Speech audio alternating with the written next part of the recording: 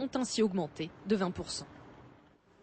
Le cri d'alarme des associations caritatives face à la crise, elles doivent faire face à de plus en plus de demandes, mais les dons et les subventions diminuent. Le Secours populaire, par exemple, redoute l'arrivée de l'hiver et s'inquiète de plus en plus pour l'avenir en général.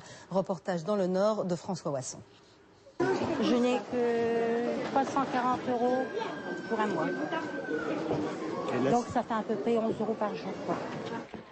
Marianne a le profil type des nouveaux bénéficiaires du Secours populaire, une retraite trop faible qui l'oblige cette année à demander une aide alimentaire devenue indispensable. Au centre de l'île ce matin, c'est l'affluence. En quelques mois, le nombre d'inscriptions a explosé.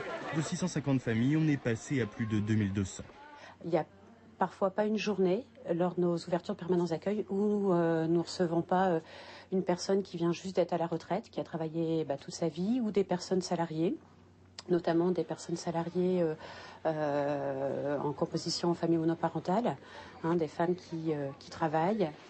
Et difficile alors d'envisager sereinement la campagne hivernale de distribution alimentaire.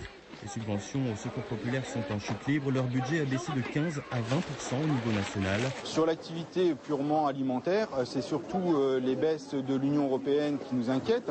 Donc ce qu'on appelle le PEAD, le plan d'aide aux plus démunis, qui aujourd'hui constitue à peu près 50% de la dotation que l'on redistribue en termes alimentaires.